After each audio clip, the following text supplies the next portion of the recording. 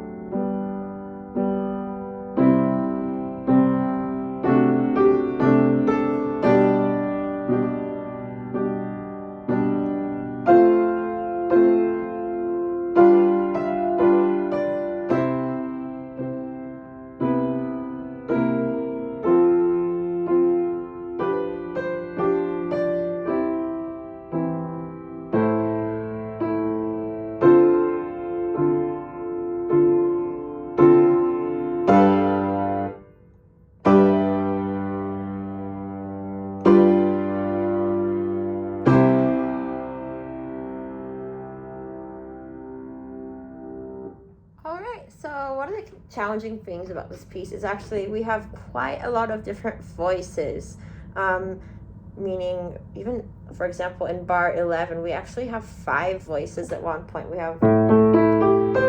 So in this piece, it's important that your top voice stands out throughout the piece because that is the melody. So I know it's going to be challenging to do, but we want to make sure that this top part sounds a bit louder than the rest of this piece. So one way to practice this is you can divide it up by just practicing the melody first.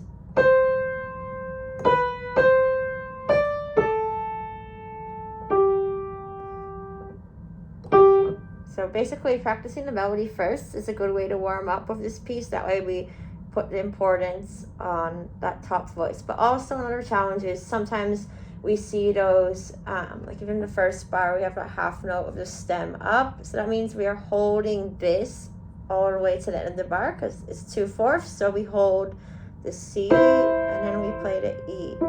So one way to make holding those top notes, or whichever note needs to be held through, you have to put a bit more weight on that top note. So that will also help us with the melody too. So putting weight on this. We have the A, which holds through.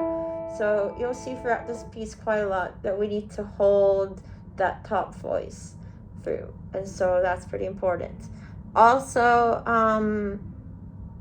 another section to be aware of is just the rhythm in bars 10 and bars 14, and that comes up in bar 26.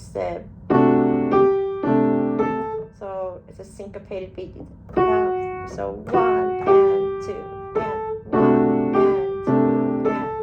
That's important too. And then finally, I think some, especially if you have a bit smaller hands, the last section might be a bit challenging, but really I'm going to get this.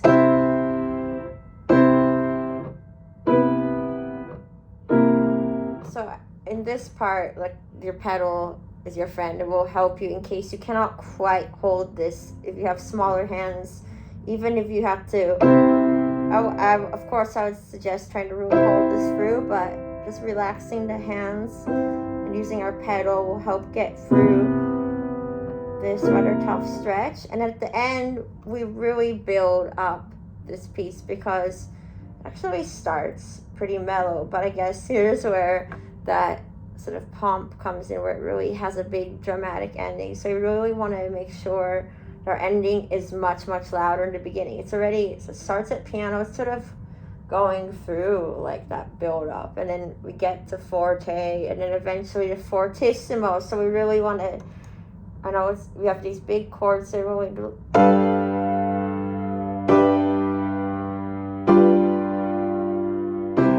get power out of these chords, we need to move our body either inwards or backwards, whichever is more comfortable for you to produce a bigger sound with these chords. So for these fortissimo chords, you have to, it's probably not going to be enough if we're going to use our body to really produce the extra sound. So yeah, hope you found this helpful for Pomp and Circumstance. And then finally, we will have a quick look at deadlines. So on the 7/8 time signature, it's important to remember that this is like a pretty continuous feel. A common mistake is to stop between the measures. And notice piece is kind of like a bit of a sprint where we're not stopping between the measures. Also, it's really important to take note of the clef signs. For example, our first and second line have treble clef in both. So that means that the bottom part is read as if it were in the right hand, but it's played with the left hand because it's in our bottom stave. And then also, let's see, does this happen again? No, but this one part, we really need to make sure that we're using treble clef for both hands. Anyway, I'll play through it first. So we have...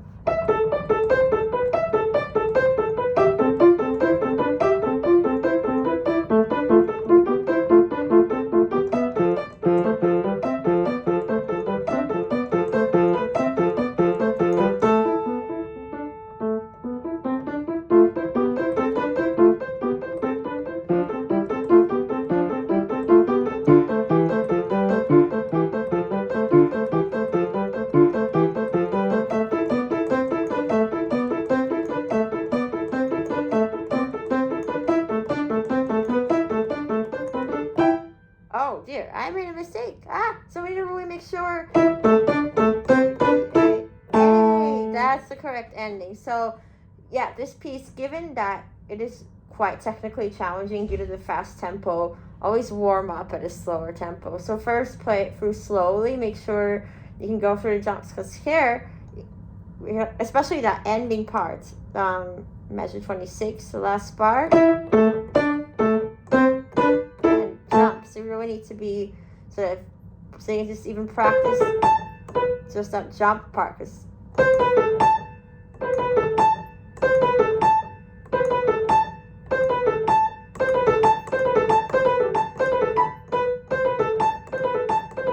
you can also practice it even faster just to really strengthen that jump. So see, now it's better. Yeah, you see, now I didn't make a mistake. I see, now it's improvement.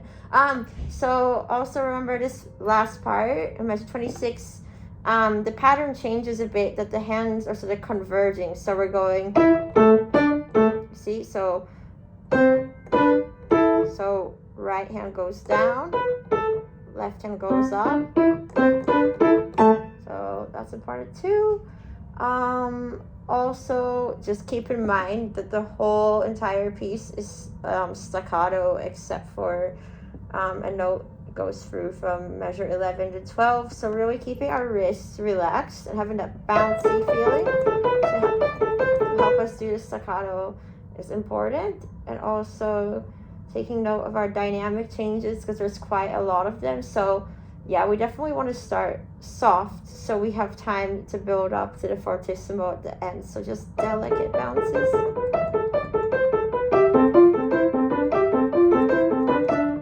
See, so.